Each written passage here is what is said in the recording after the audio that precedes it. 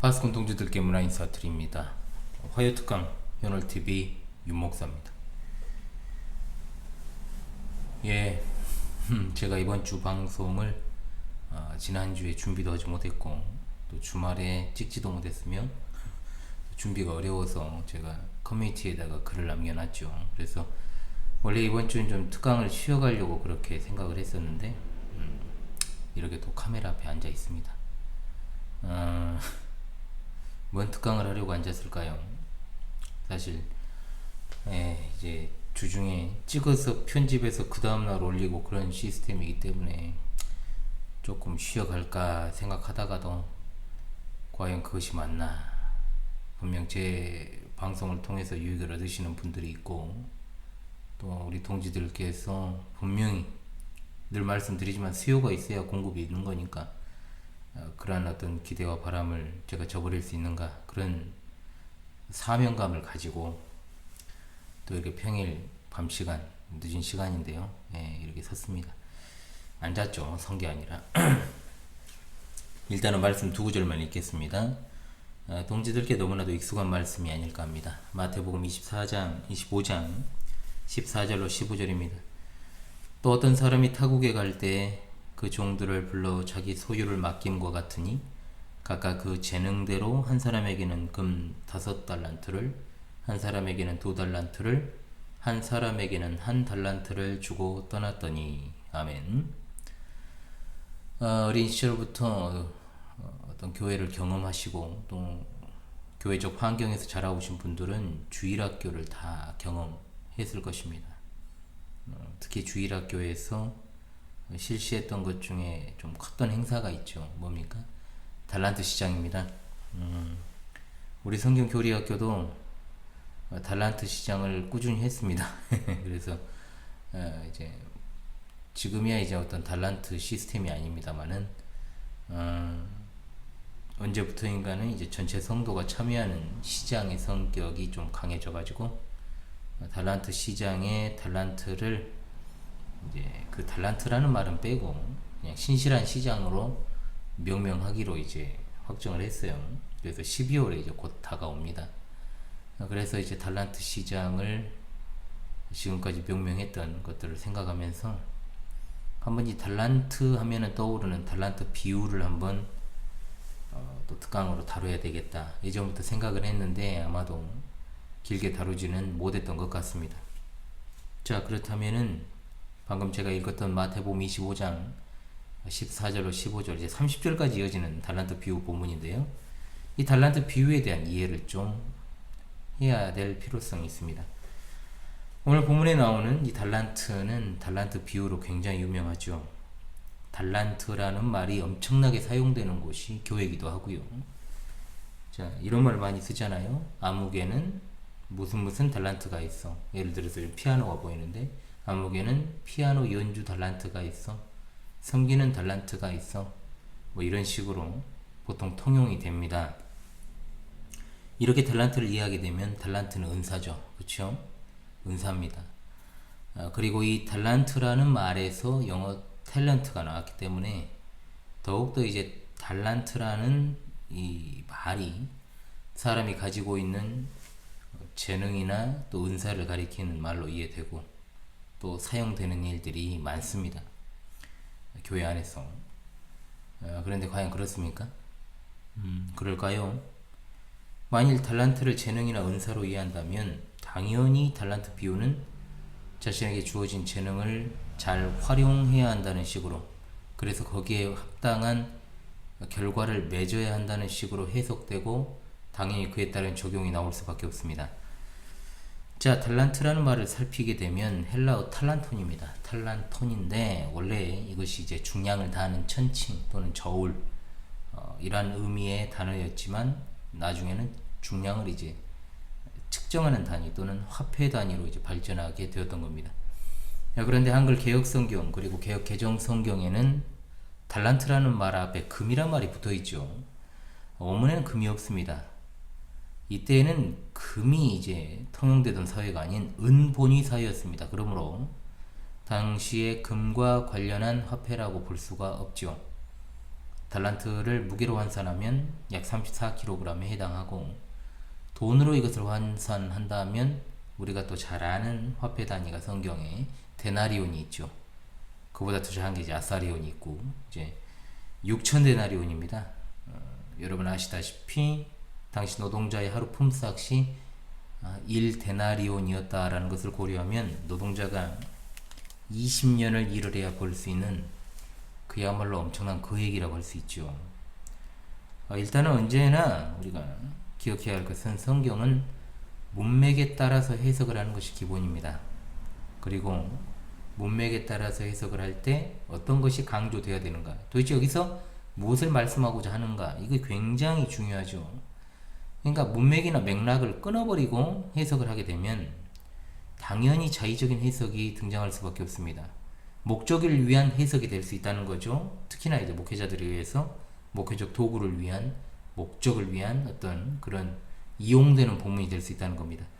자, 이것은 이단의 첩경입니다. 자, 무엇보다 누군가의 재능에 따라서 하나님께서 주신 선물을 잘 남겨야 된다, 많은 열매를 거두어야 된다, 이런 것이 이 본문의 주안점이라면 그냥 그런 식으로 해석하면 그만일 것입니다. 그리고 적용하면 그만이죠.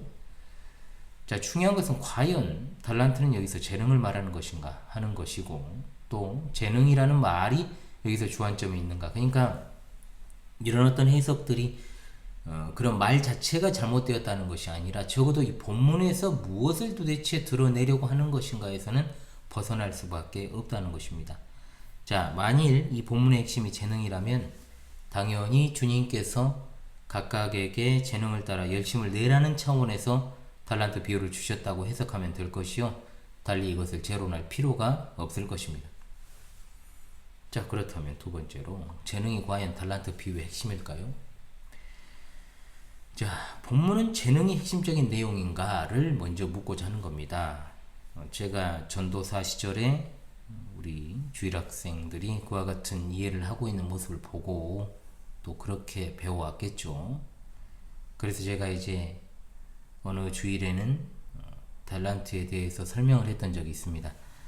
달란트를 각자에게 주어진 재능이라고 생각했던 아이들이 유심히 그 부분을 들었던 그 달란트 비유를요, 그 초롱초롱한 눈빛이 떠오르네요. 그 아이들의 이름, 얼굴, 지금까지도 다 기억을 하고 있지만 이제는 최소 20살에서 20대 후반까지 되었을 그 친구들이 어떻게 지금 살고 있을지 참 궁금하네요.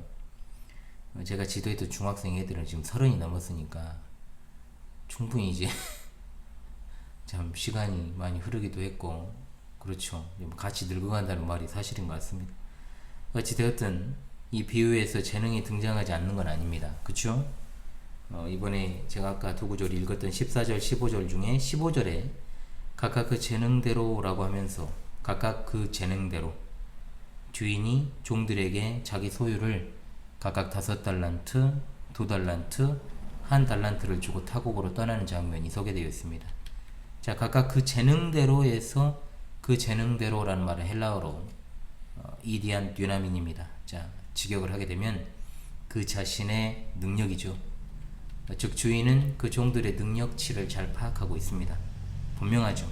그래서 그 종들이 각각 감당할 만한 능력에 비례하여 자기 소유를 맡겼다라고 볼 수 있는 겁니다. 분명하죠. 이것은 그들에게는 부족하지도 않고 그야말로 넘치지도 않는 적당한 분량이었다라는 뜻입니다. 물론 이와 같은 사실이 있다고 해도 그 재능대로라는 말에 너무 집착할 필요는 없습니다. 이 본문은 왜냐? 여기 문맥에서는 그 재능대로라는 말이 별로 중요하지가 않기 때문입니다. 그러므로 이 달란트 비유의 적용이 부여받은 재능을 잘 활용하자가 되면 문제가 커지는 겁니다. 자, 그런데 왜 이렇게 실제로 현실에서 달란트 비유를 이런 식으로 이해하고 결국 그렇게 결론이라고 하는 것이 그쪽으로 이제 좀 쏠려가지고 도출이 되는 경우들이 많을까요? 이것은 뭔가 해석학적 문제가 있는 게 아니고 문맥을 따르지 않고 특정한 말씀을 목회적 목적으로 이용하려고 했던 그런 어떤 모습들이 투영되었기 때문입니다.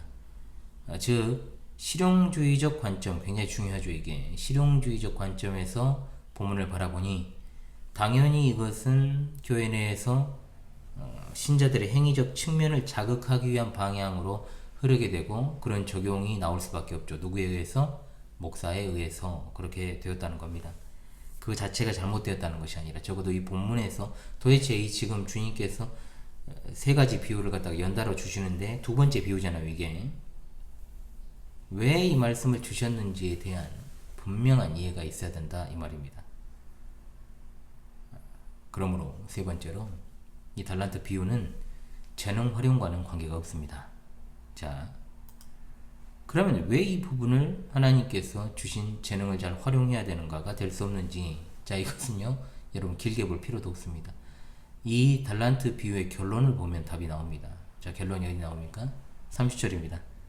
이 무익한 종을 바깥 어두운 데로 내쫓으라. 거기서 슬피 울며 이를 갈리라 하니라. 자, 이 말은 무슨 말입니까? 다 알고 계시다시피 천국에 들어가지 못한다는 뜻이죠. 여러분 분명하죠? 지옥에 떨어진다는 말입니다. 그런데 만일 여러분 이 본문이 생각해 보십시오. 하나님께서 주신 재능을 잘 활용을 해서 교회 안에서든 어디서든 봉사를 잘 해야 한다. 물론 이제 교회가 중심이죠. 봉사를 열심히 해야 한다는 것이 되어버리면 결국 이렇게 하지 않은 사람은 심판에 처해지게 된다는 결론이 나오지요. 하나님께서 주신 재능을 잘 사용하지 않는 사람이 여러분 지옥에 갑니까? 자, 사람이 지옥에 가는 것은 자기 죄 때문에 지옥에 가고 그 죄의 문제를 해결할 유일한 구주이신 예수 그리스도를 믿지 않기 때문에 지옥에 가죠. 자, 그러므로 재능이라는 말이 이 본문에서 어떤 중요한 역할을 하고 있는 것이 아니고 또한 재능을 활용해서 봉사를 하지 않았다 해서 열심히 어떤 특정한 열매를 맺지 못했다 해서 지옥에 떨어지는 일은 더더욱 없습니다. 어느 누구도 그런 일로 지옥에 간다라고 생각하시는 분이 과연 있을까요? 교회 안에? 없습니다. 당연한 겁니다. 새로운 신학을 만들어내면 안 되죠. 그렇다면 네 번째로 달란트 비유는 뭐냐? 여러분, 달란트 비유는 천국 비유입니다. 천국 비유. 일단 어려울 것이 없는 것이 14절이 어떤 말로 시작하는지를 보면 답이 나옵니다. 그것은 뭐냐? 바로 또입니다. 또. 여러분 왜 또가 쓰였겠습니까? 앞부분과 연결이 되기 때문에 또입니다. 앞에 내용이 이어지니까 또가 나오죠. 앞서 천국 비유가 먼저 등장하는 것이 있습니다. 하나님 나라에 속한 성도의 재림을 대비하는 자세라고 우리가 잘 기억하고 있는 본문인 그 유명한 열처녀 비유가 등장을 하죠. 그러므로 천국에 대한 비유가 세 가지가 이어지는 겁니다. 자, 그렇죠? 천국에 들어갈 자, 천국에 들어가지 못할 자. 그런데 천국에 관한 비유가 재능을 잘 활용해서 느닷없이 봉사를 잘하고 이런 식으로 이것이 결론이 도출이 되면 말 그대로 삼천포입니다. 그러니까 잘 이걸 갖다가 또 버무려 가지고 그런 적용을 할 수도 있을 것입니다. 예를 들어서 주님이 다시 오실 때까지 성도는 하나님께서 주신 재능을 잘 활용해서 열심히 봉사해야 된다. 교회에서. 이 말 자체가 잘못되었다고는 분명히 말하지 않습니다. 그러나 예수님께서 천국 비유라는 것을 통해서 가장 핵심적으로 드러내려고 하신 주제가 무엇인지를 비껴가 버렸기 때문에 아무리 그 말 자체가 옳은 것이고 맞는 것이라 해도 이 본문을 가지고 그런 식으로 적용점을 내서는 안 된다는 겁니다. 그럼 너무나도 다양하게 솔직히 말하면 실용주의적 관점에서 해석이 등장할 수밖에 없어요. 적용이. 이 본문은 천국에 누가 들어가느냐 분명히 나오잖아요. 들어가는 자. 자, 앞에 열처녀 비유에서도 그랬고 다섯 나눠지잖아요. 하나님 나라에 들어가는 자는 누구냐? 그 잔치에 참여할 자. 여기서는 마찬가지로 이따 또 나오죠. 분명히 그 즐거움에 참여할 자로 여기서는 묘사가 됩니다. 즉 천국에 누가 들어갈 수 없느냐? 하나님 나라에 들어갈 수 없는 자는 누구인가라는 질문에 대한 답을 분명하게 앞선 비유와 마찬가지로 이어지는 달란트 비유에서도 제공하고 있다라고 하는 것입니다. 잘 아시다시피 16절과 17절을 통해서 5달란트와 2달란트 받은 종은 열심히 장사해서 그것을 남긴 사실을 우리가 잘 압니다. 1달란트 받은 사람은 그런데 그것을 좀 특이하게도 땅에 감추어 두었죠. 5달란트와 2달란트 받은 종이 받은 칭찬은 이것입니다. 잘하였도다 착하고 충성된 종아, 내가 적은 일에 충성하였음에 내가 많은 것을 내게 맡기리니 내 주인의 즐거움에 참여할지어다. 내 즐거움에, 내 주인의 즐거움에 참여하는 것입니다. 자, 동일한 칭찬의 의미는 무엇일까요? 그들이 받은 달란트의 액수의 핵심이 없다는 겁니다. 자, 주인이 맡겨준 것에 대해서 정확히 그것은 여러분 아까도 말씀드렸잖아요. 주인은요 각 종들의 역량을 이미 파악하고 있어요. 거기에 합당하게 주었을 뿐입니다. 그러므로 이것은 중요한 게 아닙니다. 자, 정확히는 주인이 준 사명을 바르고 성실하게 수행한 것에 있는 것이죠. 그리고 그 결과는 어떻습니까? 내 주인의 즐거움에 참여하는 것입니다. 이것이 뭡니까? 주인의 즐거움은 재림과 자, 종말론적인 심판 이후 우리 주님의 재림 이후 예수 그리스도께서 누리게 될 영화를 가리키는 것이죠. 자신의 사명을 바르고 성실하게 감당하고 또 순종한 자들에게 그리스도께서 누리는 영광과 즐거움의 자리에 초대된다라고 하는 뜻입니다. 바로 하나님 나라 천국에 들어간다는 뜻이죠. 자, 다시 말씀드립니다마는 이 본문에서는 각각 그 재능대로 맡긴 달란트의 액수 또는 그들이 남긴 달란트의 액수에 집중되어 있지 않습니다. 따라서 한 달란트 받은 사람도 동일하게 이것이 적용이 되는 것이죠. 자, 그렇다면 여러분 앞선 5달란트, 2달란트 받은 종과는 달리 한 달란트 받은 자, 특이하게도 이 사람은 어떤 사람일까요? 자, 주인과 한 달란트 받은 사람은 앞선 두 사람과 사뭇 다른 대화가 오고 가는 것을 보게 됩니다. 한 달란트 받은 사람은 이렇게 말하죠. 주인이여, 당신은 굳은 사람이라 심지 않은 데서 거두고 해치지 않은 데서 모으는 줄을 내가 알았으므로 두려워하여 나가서 당신의 달란트를 땅에 감추어 두었었나이다. 벗어서 당신의 것을 가졌나이다 라고 했습니다.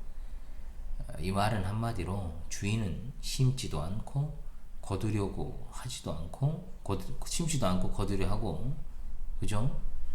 덤불을 해치지도 않고 거기서 나는 곡식들을 거두려 한다.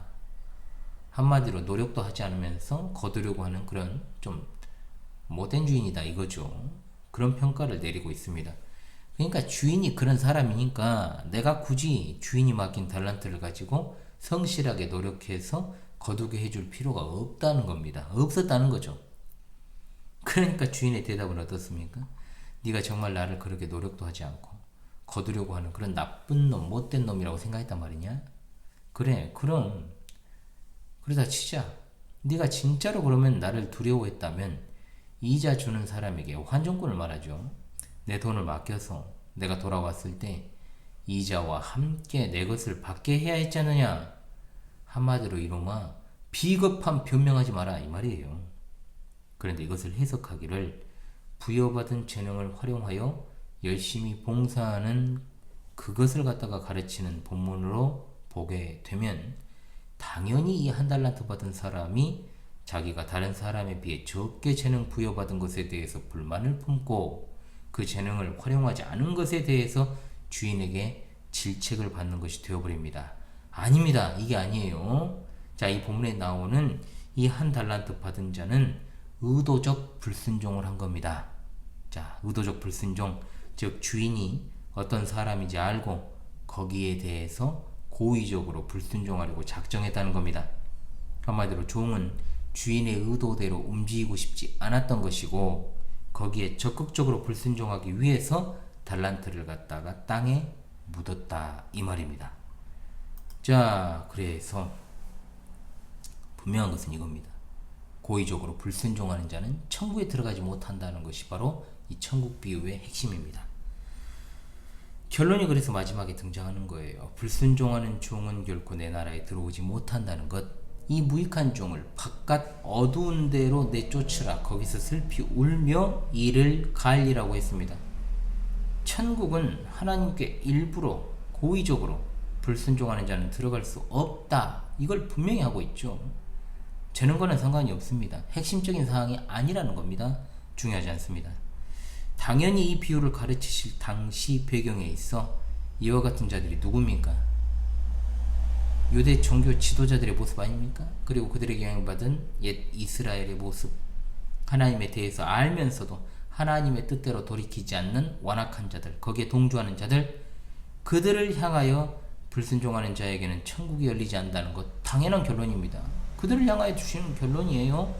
사실 굉장히 엄중한 본문인데 그냥 재능을 활용해서 열심히 봉사와 관련한 것으로 우리가 이걸 갖다가 그들이 겪게 될 일로 해석을 해버린다면 불신자와 마찬가지로 지옥에 간다는 새로운 신학 탄생하게 되는 거죠. 자, 여러분, 결론입니다. 예수님을 거부한 자들의 결말이 분명히 나옵니다. 자, 누가복음 19장에서는 10문화의 비유로 이제 등장을 하는, 이것도 정확하게 당시 하나님 나라에 관해서 오해하고 있던 이스라엘 사람들에게 들려주신 비유라는 것을 분명히 전제로 합니다. 결론 부분에서 보다 명확하게 결국 이 악하고 게으르고 또한 고의적으로 주인에게 불순종한 그 종놈은 그 있는 것도 빼앗기고 그것은 그 10문화 있는 자에게 주어지며, 자, 여기까지는 갔지요. 나머지 말씀은 심판의 방식을 요약합니다. 성실히 남긴 자는 더 받을 것이고 남기지 않은 자는 가진 것도 빼앗길 것이라는 말씀은 예수님께서 분명히 구약 성경에 예언된 메시아이심이 분명한데도 그분을 고의적으로 왕으로 모시기를 거부했던, 원하지 않았던 사람들은 심판을 받게 된다라는 겁니다. 예수님을 자기 백성을 그들의 죄에서 구원할 자로, 즉 속죄의 어린 양으로 영접하지 않았던 자들에 대한 심판이 1차적으로 주 70년 예루살렘 멸망으로 성취됐지 않습니까? 그리고 궁극적으로 예수 그리스도의 재림의 날 예수 그리스도를 믿지 않았던 모든 자들에게 이 심판이 내려지게 되는 것이죠. 그러므로 이것은 재능이 중심이 될 수 있는 본문이 아니다.